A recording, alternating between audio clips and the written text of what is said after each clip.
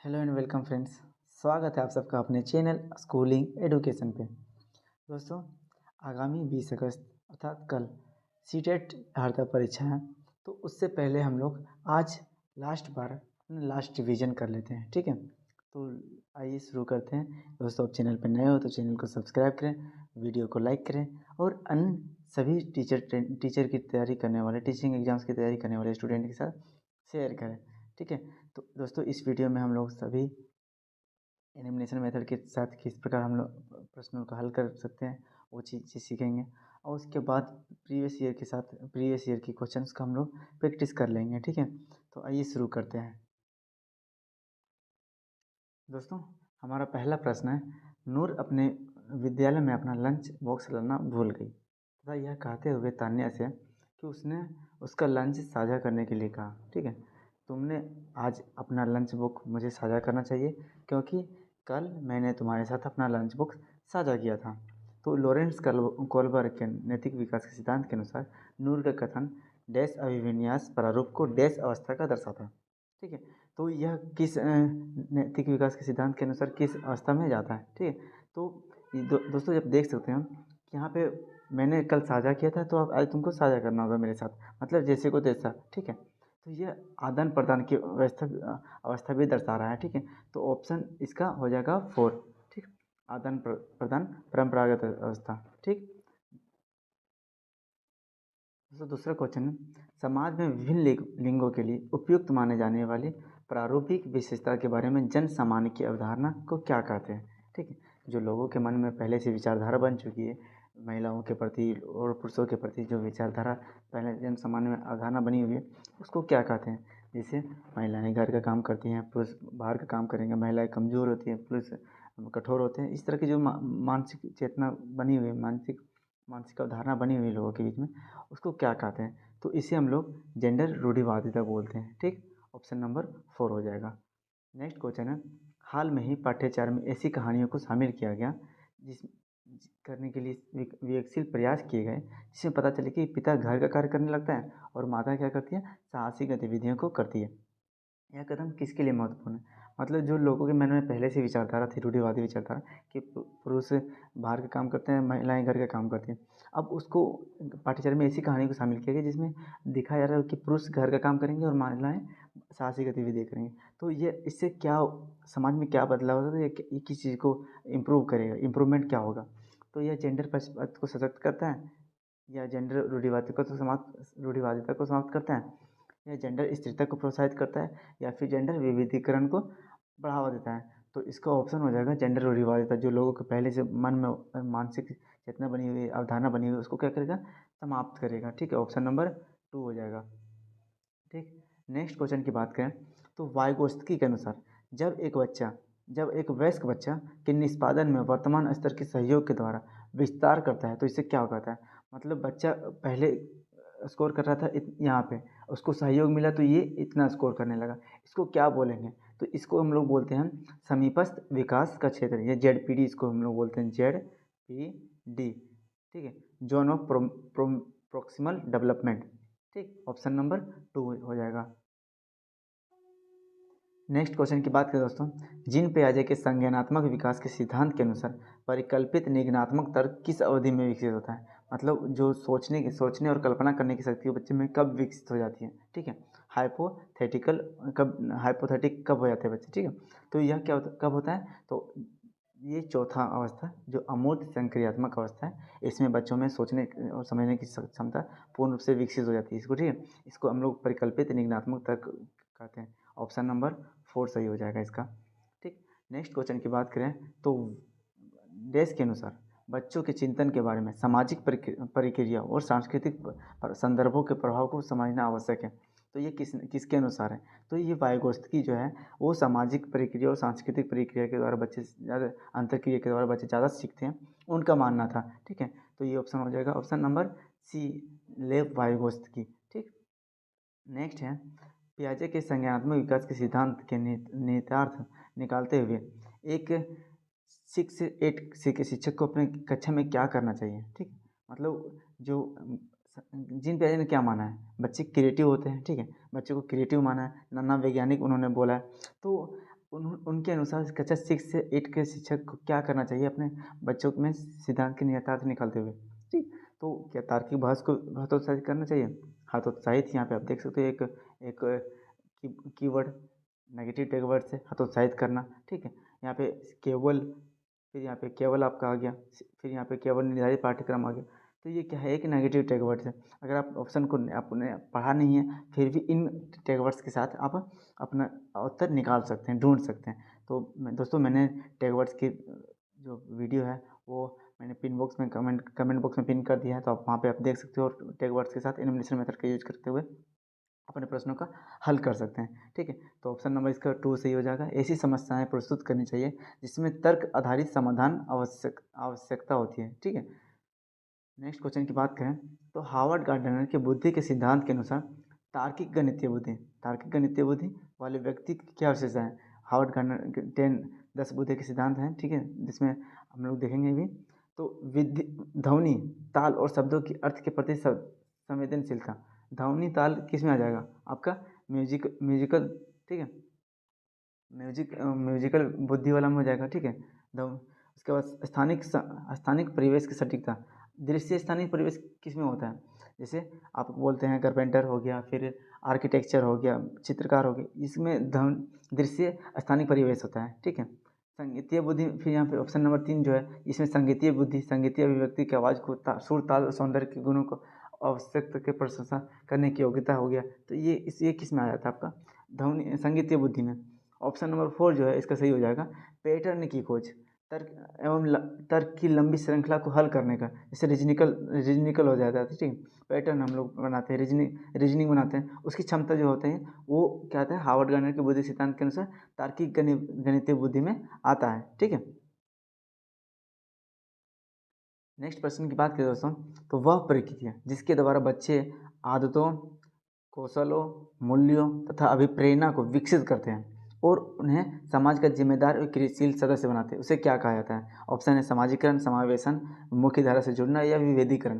तो दोस्तों जो भी समाज के मूल्य हैं, सामाजिक के नैतिक हैं, समाज के रीति रिवाज हैं, उनके साथ बच्चों को जोड़ना, उसको सिखाना बच्चों को, उसको क्या बोलते हैं हम लोग, उस समाजीकरण बोलते हैं। क्या बोलते हैं, समाजीकरण बोलते हैं। ठीक है, नेक्स्ट क्वेश्चन है, मानव विकास के संदर्भ में आनुवांशिकता तथा पर्यावरण की भूमिका के बारे में निम्नलिखित कथनों में कौन सा सही है। तो मानव विकास के संदर्भ में आनुवांशिकता और पर्यावरण की क्या भूमिका होती है। ठीक है, तो पहला है व्यक्तिगत विभिन्नताओं का एकमात्र कारण आनुवांशिकता है। परिवेशीय प्रभावपूर्ण को एक व्यक्ति के विकास को निर्धारित करते हैं। आगे देखते हैं, मानव विकास को ना तो आनुवांशिकता ना ही पर्यावरण। फिर ऑप्शन है, आनुवांशिकता एवं पर्यावरण दोनों एक जटिल परस्पर क्रिया के रूप में मानव विकास को प्रभावित करते हैं। तो ऑप्शन ऑटोमेटिक इसका हो जाएगा 4 हो जाएगा। ठीक है, आनुवांशिकता क्या करता है, पर्यावरण दोनों एक जटिल परस्पर क्रिया करते हैं और मानव विकास को प्रभावित करते हैं। ठीक, ऑप्शन क्वेश्चन नंबर 11 है, एक प्रगतिशील कक्षा में विद्यार्थी के द्वारा ज्ञान की संरचना की जाती है। ठीक है, प्रगति शिक्षा में क्या होता है, ठीक, कक्षा में क्या होना चाहिए हम लोग को बताना है। ठीक है, तो विद्यार्थी को तो निष्क्रिय के रूप में ज्ञान प्राप्त किया जाता है, विद्यार्थी के द्वारा ज्ञान के रूप में उसी रूप में दोहराया जाता है, या शिक्षक के द्वारा निर्देश के अनुसार विद्यार्थी के द्वारा ज्ञान का अनुस्मरण किया जाता है। तो फिर इसमें टैग वर्ड्स के माध्यम से हम लोग इसको सॉल्व करेंगे दोस्तों। निष्क्रिय जो है ये कक्षा में जो बच्चों को कभी निष्क्रिय रूप में, मतलब बिना काम किए हुए उसको नहीं रखना। ठीक है, उसको हमेशा किसी न किसी काल में इन्वॉल्व करके रखना है, उसको क्रियाशील रखना है। ठीक है, एक्टिव रखना है बच्चों को। जो पैसिव शब्द है, ये निष्क्रिय शब्द है, यह एक हाईली, क्या बोलते हैं, हाईली नेगेटिव शब्द है। ठीक है, एजुकेशन के क्षेत्र में। ठीक, विद्यार्थी को द्वारा ज्ञान को उसी रूप में दोहराना, सेम जैसा बताया गया उसी रूप में दोहराना, ये भी गलत है, प्रगतिशील शिक्षक कक्षा का उदाहरण नहीं है। शिक्षक के अनुसार विद्यार्थियों के द्वारा ज्ञान का अनुस्मरण करना, ज्ञान का अनुस्मरण का मतलब याद करना, रिकॉल करना, रट्टा मारना, ये चीज़ें नहीं होती हैं। ठीक है, प्रगतिशील शिक्षा में क्या होता है, विद्यार्थी जो है अपने ज्ञान की संरचना करता है। ठीक है, knowledge is construct by the learner, विद्यार्थियों के द्वारा ज्ञान का संरचना होता है। ठीक है, वो एक्टिव रहते हैं क्लास में हमेशा, उसके बाद सीखते हैं, अपनी क्रियाओं के द्वारा सीखते हैं। ठीक, नेक्स्ट है 12 क्वेश्चन, सतत एवं समग्र मूल्यांकन में क्या शामिल होता है। सतत एवं समग्र मूल्यांकन में क्या शामिल होता है, ठीक है, क्या शामिल है। तो केवल संरचनात्मक आकलन, केवल संकलनात्मक आकलन, ना तो संरचनात्मक ना ही संकलनात्मक। तो तो ऑप्शन नंबर इसका 4 हो जाएगा। विविध प्रकार की रणनीतियों का प्रयोग करते हुए दोनों संरचनात्मक एवं संकलनात्मक आकलन का प्रयोग करना है। ठीक, ऑप्शन दोस्तों लाइक कमेंट करते जाएंगे। ठीक है, नेक्स्ट क्वेश्चन देखते हैं हम लोग दोस्तों। Question number 13। ठीक है, अपनी कक्षा के एक विद्यार्थी को विभिन्न स्रोतों के बार बार यह बताया गया है कि उसके सामाजिक वर्ग के लोग शैक्षिक क्षेत्र में निम्न स्तरीय प्रदर्शन करते हैं। ठीक, कि कोई बच्चा है या कोई कोई ऐसे समाज से बच्चा आ रहा है जिसके समाज के लोग जो है वो शैक्षणिक क्षेत्र में लो ग्रेड प्रदर्शन करते हैं। ठीक है, तो इस रूढ़िवादिता एवं प्रमाणिक रूढ़िवादी आशंका के प्रभाव को कम करना है। ठीक, उसके लिए शिक्षक को क्या पहल करना चाहिए? तो ऐसा ऐसा क्या करना चाहिए बच्चे को जिसमें बच्चे में हौसला उत्पन्न हो और बच्चा आगे कार्य करने के लिए प्रोत्साहित हो। ठीक है, ऐसा मन में पहले से उसको बता दिया गया कि हमारे समाज के लोग कम स्तर का प्रदर्शन करते हैं, हमारा सिस्टम पिछड़ा हुआ है, तो उसको कम करने के लिए बच्चों के मन में जो ये भावना उत्पन्न हो चुकी है उसको कम करने के लिए क्या करना चाहिए बच्चे शिक्षक को? तो पहला ऑप्शन है सरकार को अनदेखा कर देना चाहिए, विभिन्न सामाजिक वर्गों के साथ बीच में प्रतियोगिता आयोजित करनी चाहिए, शिक्षा को छोड़कर पढ़ाई छोड़ देनी चाहिए, या फिर पढ़ाई छोड़ देनी चाहिए। ठीक है, यहाँ पे या फिर विभिन्न सामाजिक वर्गों को रोल मॉडल के रूप में कहानियों का उदाहरण प्रस्तुत करना चाहिए। दोस्तों, कभी जो मन में उसके चीज़ें उत्पन्न हो रही हैं समाज के द्वारा या फिर उसको अनदेखा नहीं करना है। ठीक, सामाजिक वर्ग को हमको प्रतियोगिता आयोजित नहीं करनी है, हमको वो आगे कैसे बढ़े उसके लिए प्रयास करने हैं। ठीक, पढ़ाई छोड़ देना ये कोई समस्या का हल नहीं है कि पढ़ाई पढ़ाई छोड़ दो, आप करो ही नहीं पढ़ाई। बच्चों को रोल मॉडल प्रस्तुत करना है। ठीक है, बच्चों के सामने जैसे हम भीमराव अंबेडकर एक दलित परिवार से होने के बाद में दलित समाज से उत्पन्न आने के बाद भी वह कितने ऊंचे पद पे गए, हमारे संविधान निर्माता के रूप में हम लोग जानते हैं। ठीक है, तो ऐसे ऐसे हमको क्या करना है, ऐसे ऐसे रोल मॉडल बच्चों के सामने प्रस्तुत करने हैं, ऐसे ऐसे उदाहरण देने ऐसे ऐसे कहानी सुनाने, जिससे उसमें क्या बोलते हैं इंटरनल मोटिवेशन जगे शिक्षक को लेकर के। ठीक है, इसका ऑप्शन हो जाएगा 4। ठीक, नेक्स्ट बात करें क्वेश्चन नंबर 14 की।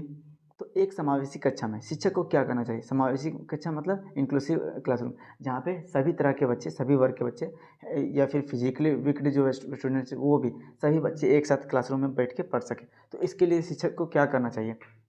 ऑप्शन है, यह विश्वास करना चाहिए कि प्रत्येक बच्चों में अपनी योग्यता एवं शक्ति के अनुसार सीखने की क्षमता होती है। कहीं ना कहीं सही लग रहा है, आगे देखते हैं। असक्त अधिगम करता हूँ। ठीक है, डिजिबल्ड लर्नर जो है असक्त अधिगमकर्ता के प्रति दया एवं सहानुभूति का भाव प्रदर्शित करना है चाहिए। बच्चों को अपाहिज बच्चा, मंदबुद्धि बच्चा, फिर या फिर क्या बोलते हैं जो तेज बच्चा, उस तरह बच्चों को क्या करना, वर्गीकरण करना चाहिए, या केवल प्रतिभाशाली योग्य बच्चे जो है उन पर ध्यान देना चाहिए। तो ये सारी चीज़ें क्या है, एक नेगेटिव है। ठीक, केवल प्रतिभाशाली बच्चे को हम ध्यान देंगे और जो और बच्चे उसको उस पर कौन देगा? मनबद्ध वर्गीकरण करना, ये जो आप मंदबुद्धि बच्चे हो, आप अपाहिज बच्चे हो, आप तेज बच्चे हो, ऐसे ऐसे अलग अलग डिवीज़न जो करना है ये भी एक गलत चीज़ है। ठीक है, फिर नेक्स्ट होता है ऑप्शन नंबर ए, ये विश्वास करना चाहिए शिक्षकों की कोई भी बच्चा किसी भी सामाजिक वर्ग से आ रहा है, किसी भी मानसिक ग्रसित भी है, अगर मानसिक रूप में अगर प्रॉब्लम में है या फिर फिजिकली वीक्ड है, तो ऐसे नहीं है। हर बच्चे में अपनी अपनी योग्यता होती है, शक्ति होती है, जिसके अनुसार वो बच्चे सीखते हैं। ठीक है, जैसे एग्जाम्पल की बात करें तो मेरी क्लासरूम में पहले एक बच्चा था बिरजू नाम का, तो वो क्लासरूम में बहुत अच्छा परफॉर्मेंस करता था, जबकि वो सुन नहीं सकता था और ना ही बोल सकता था, फिर भी क्लासरूम के सभी बच्चों से तेज था। ठीक है, तो ऐसे ऐसे चीज़ों को विश्वास करना चाहिए कि अगर ये किसी चीज़ में अगर अच्छा में तो हो सकता है किसी दूसरे परिप्रेक्ष्य में वो अच्छा हो। ठीक है, अपनी उसकी योग्यता होगी, उसको निहारना है, उसको देखना है, उसको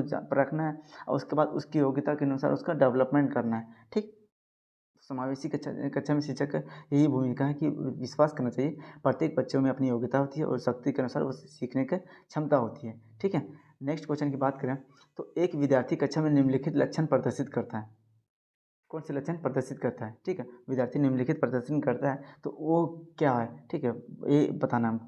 तो पढ़ने के प्रति चिंता जाहिर कर रहा है, शब्दों और अक्षरों को पहचानने में कठिनाई हो रही है, निम्न स्तरीय शब्दावली कौशल है। ठीक है, पहले पढ़े हुए पाठ को समझने या याद करने में उसे कठिनाई हो रही है। तो ये जो चीज़ें हैं वो किन बच्चों में आती हैं? तो यह क्या है, अधिगम आसक्त वाले विद्यार्थी जो हैं वो उसमें ये समस्याएं होती हैं।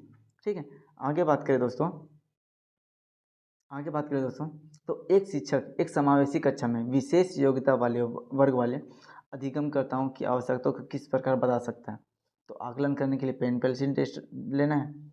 यहाँ पे देखिए बात करता है कि समावेशी कक्षा, ठीक है। तो याद रखिएगा समावेशी कक्षा में ऐसी चीज़ें यूज करनी है जो सभी के लिए सूटेबल हो, ठीक है। या फिर विभिन्न विभिन्न क्षमताओं वाले स्टूडेंट के लिए विभिन्न विभिन्न तरीके हमको यूज करना है, ठीक है। याद रखिएगा, दिमाग में रखिएगा। तो समावेशी कक्षा जो है विशेष योग्यता वाले विद्यार्थी जो है, विशेष योग्यता जिसकी स्पेशल एबल्ड लर्नर जो है, उनके अधिगमकर्ताओं की आवश्यकता को किस प्रकार बढ़ा सकते हैं, ठीक है। यहाँ पे बता सकते हैं, लिख दिया है, ठीक ठीक। आगे देखते हैं, आकलन करने के लिए पेन पेंसिल टेस्ट, रट्टा मारना, ये सारी चीज़ें इंक्लूसिव समावेशी शिक्षा या फिर प्रोग्रेसिव शिक्षा में ये सब नहीं चीज़ें नहीं चलती, ठीक है। अभ्यास करना, बार बार एक ही चीज़ को रट्टा मारना, पेन पेंसिल टेस्ट का यूज करना है, ठीक है। फिर एक ही रूप में तरीका यूज करना।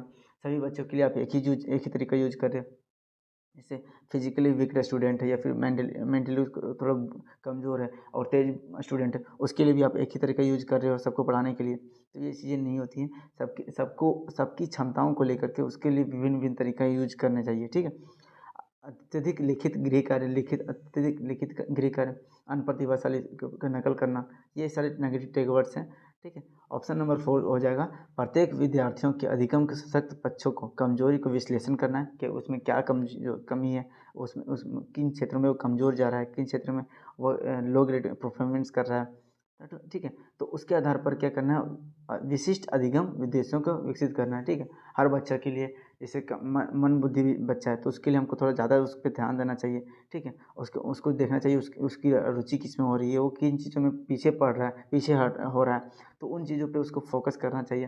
कमज़ोर बच्चा है, तेज बच्चा है, तो उसके लिए क्या चीज़ें यूज करना चाहिए, उसको अधिक से अधिक कठिन कार्य देना चाहिए, जिससे वो उसको उसके कन्वर्जन थिंकिंग उसका विकसित हो। अलग अलग चीज़ एक समस्या में अलग अलग चीज़ें सोचने का क्षमता विकसित हो। इन सारी चीज़ों को समावेशी कक्षा में यूज करना चाहिए हमें, ठीक है। नेक्स्ट बात करें, एक शिक्षक अपनी कक्षा में सृजनात्मक विद्यार्थियों को किस प्रकार प्रोत्साहित कर सकता है। एक शिक्षक जो है उसको सृजनात्मक कक्षा, ठीक है, यहाँ पे देखिए सृजनात्मक विद्यार्थी जो है, सृजनात्मक विद्यार्थी क्रिएटिव स्टूडेंट है, ठीक है, उसको किस प्रकार प्रोत्साहित कर सकते हैं, किस प्रकार प्रोत्साहित करना है। तो पहला ऑप्शन है आप सारी चिंतन पर बल देना। आप सारी चिंतन मतलब क्या है दोस्तों, हम लोग अवसर लें देखे हैं दोस्तों, तो ये क्या है, एक ही चीज़ पे उसको फोकस कर रहा है, ठीक है। यहाँ पे एक ही चीज़ पे फोकस कर रहा है, उस पर बल देना चाहिए। या फिर अभी सारी चिंतन को हतोत्साहित करना, हतोत्साहित कर दिया यहाँ पे, ठीक। ये अगर हतोत्साहित नहीं होता तो हतोत्साहित ये ऑप्शन सही हो जाता। अगर अब सारी चिंतन क्या है, हम लोग देखते हैं एक समस्या है, ठीक है, एक समस्या है, बात करते हैं एक समस्या है, तो इस समस्या पे क्या कर रहा है, अलग अलग चिंतन दे रहा है, अलग अलग सोल्यूशन दे रहा है, अलग अलग समाधान दे रहा है। तो इस चीज़ को हमको क्या करना है, बढ़ावा देना है। एक समस्या के अलग अलग परिप्रेक्ष्य के रूप में उसको समाधान करने की क्षमता विकसित करना है, ना कि उसको हतोत्साहित करना है, ठीक है।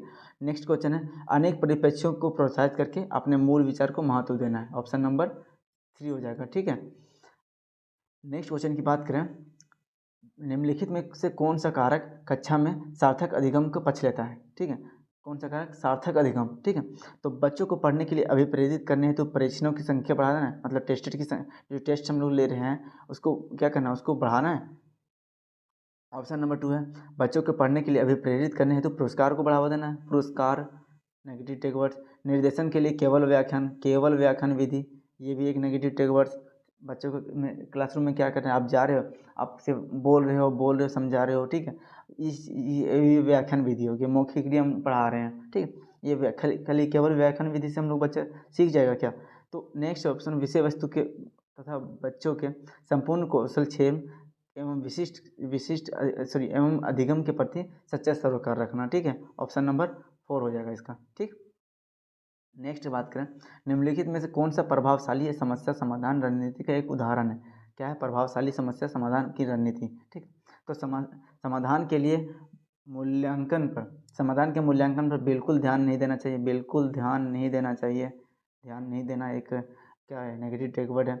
क्रियात्मक अनम्यता, क्रियात्मक अनियमितता, इसमें क्या एक वस्तु के केवल परंपरागत कार्य पर ध्यान देना चाहिए। केवल परंपरागत मतलब रूढ़िवादी जो पहले से चली आ रही चीज़ें उस पर सिर्फ ध्यान देना चाहिए। क्रियात्मक कब होगा, जब नई नई चीज़ें उसमें आप अब नए नए टेक्नोलॉजी इनबिल्ट करेंगे, नए नए तकनीक यूज करेंगे टीचिंग के लिए, तब तो होगा ना। तो ये बोल रहे क्रियात्मक अनियमितता, ठीक है, फिक्सनेस। उसके बाद फिर यहाँ पर बोल रहा है प्रतिक्रिया निर्धारण, समस्या प्रस्तुतिकरण के एक ही आयाम पर सीमित रहना, एक ही आयाम जो चीज़ है उसी पे सीमित रहना। या फिर समस्या समाधान विश्लेषण, समस्या को अनेक उपलक्ष्यों में विभाजित करना। एक समस्या है, अगर मान लेते हैं एक समस्या है तो समस्या को क्या करना है, उसको विभिन्न पक्षों में तोड़ना है, उसके बाद उसका समाधान करना है। ठीक दोस्तों, आगे बात करें क्वेश्चन नंबर 20 की, तो निम्नलिखित में से कौन सी शिक्षण अधिगम के लिए एक प्रभावशाली शिक्षण प्रणाली नहीं है। शिक्षण अधिगम के लिए कौन सी क्या है, एक प्रभावशाली मतलब जो इफेक्टिव है, इफेक्टिव लर्निंग के लिए इफेक्टिव स्ट्रेटेजी नहीं है। तो कौन सा ऑप्शन है, तो बच्चों के लिए अंतर्दृष्टि के द्वारा अनुमान लगाने के लिए प्रोत्साहित करना चाहिए। चलिए देखते हैं आगे, नहीं है यहाँ पे बात कर रहा है, ठीक है, तो ये तो होगा ही। ठीक है, नेक्स्ट है प्रयोग एवं पर्यवेक्षण, मतलब एक्सपेरिमेंट को बढ़ावा देना, एक्सप्लोरेशन को बढ़ावा देना बच्चों में। ठीक, संवाद एवं परिचर्चा है, वो तो होगा ही, संवाद एवं परिचर्चा। वाइगोत्स्की ने क्या माना है कि बच्चे वो अपने सांस्कृतिक और सामाजिक सांस्कृतिक परिवेश में अंतरक्रिया के द्वारा सीखते हैं। तो संवाद एवं परिचर्चा एक उसी का रूप है।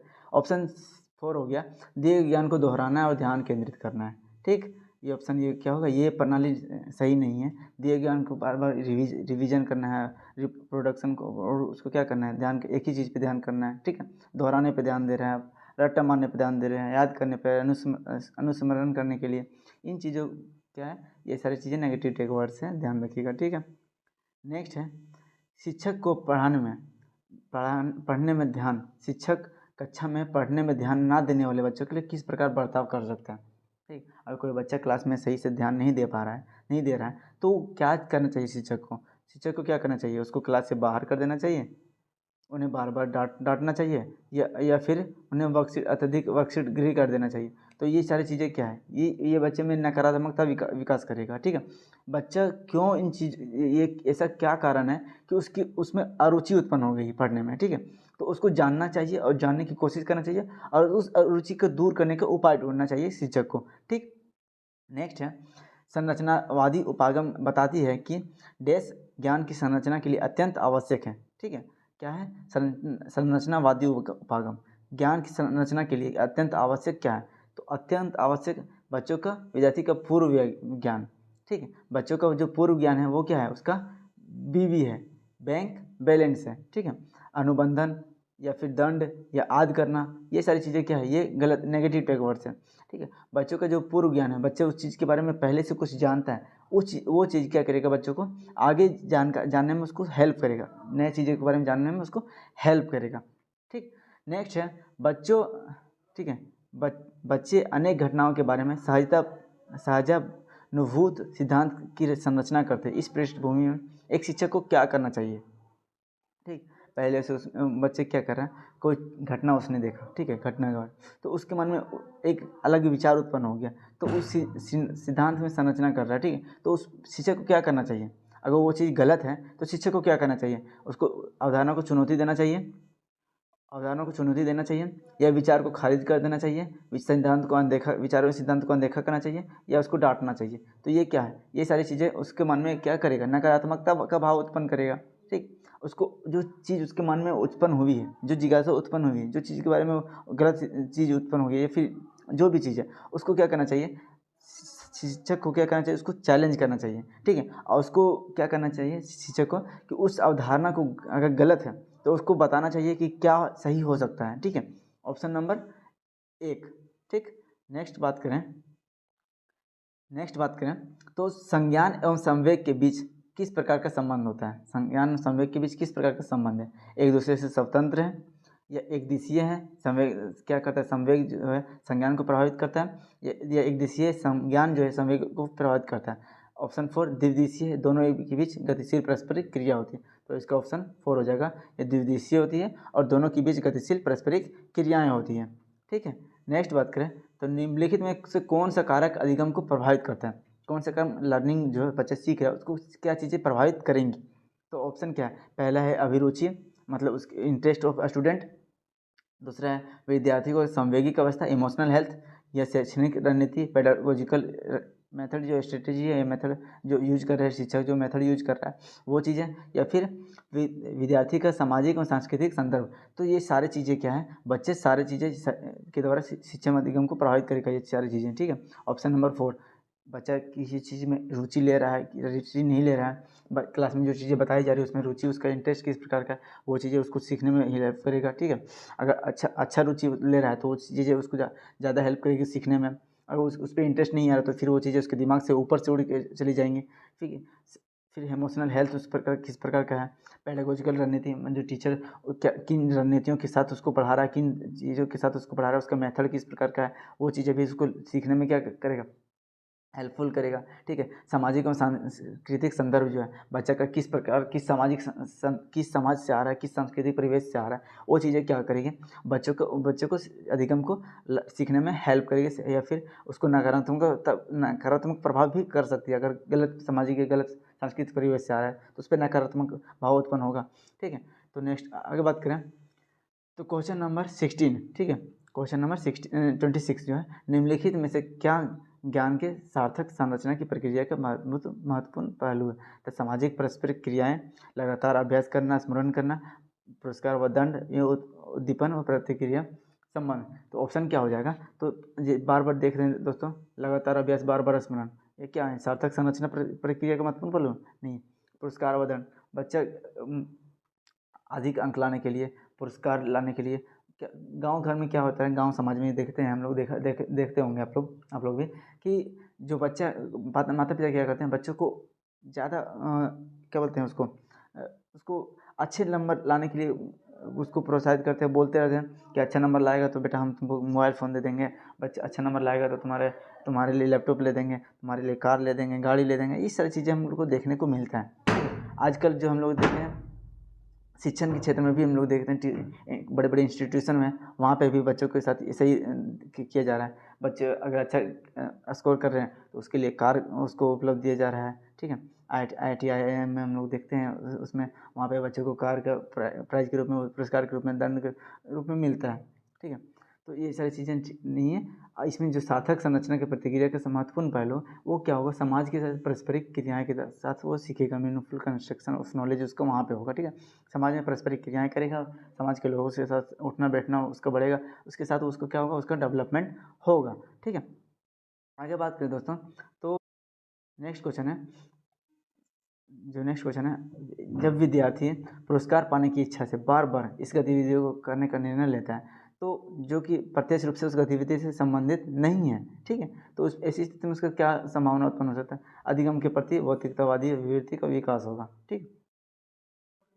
क्वेश्चन नंबर 28 की बात करें दोस्तों, बाल अवस्था की अवधारणा से क्या अभिप्राय है। यह विभिन्न सांस्कृतिक संदर्भ में सार्वभौमिक रूप से समान होते हैं। समकालीन सामाजिक संरचनावादी मनोविज्ञान के अनुसार यह एक सामाजिक संरचना, यह ना तो यह है कि बच्चे दृष्ट रूप से पैदा होते हैं और उन्हें सभ्य बनाना होता है, ठीक है। और ऑप्शन 4 है कि यह बच्चे शून्य से शुरुआत करते हैं और उनके गुण पूरी तरह से परिवेश के द्वारा निर्धारित होते हैं। तो ये ऑप्शन में हम लोग ऑप्शन नंबर 1 सही है कि जो बच्चे जो हैं वो बच्चों का डेवलपमेंट है वो सभी संस्कृति संदर्भ में समान रूप से होता है, ठीक है। ऐसा नहीं है कि मुस्लिम समाज के बच्चे अलग ग्रोथ करते हैं, बाल्य अवस्था उनके लिए अलग होती है, अलग एज में होती है, ठीक है। या हिंदू समाज के लिए अलग होती है, या फिर अमेरिका के बच्चों के लिए अलग उनका बाल्य अवस्था का काल अलग कालखंड है, या फिर अमेरिका और ऑस्ट्रेलिया के बच्चों के लिए अलग कालखंड है, अलग तरह से डेवलपमेंट होता है उनका बाल्यावस्था में। तो ये चीज़ें नहीं है, विभिन्न सांस्कृतिक संदर्भ में सार्वभौमिक में बच्चा समान रूप से क्या बोलते हैं, समान उनका डेवलपमेंट होता है, ठीक।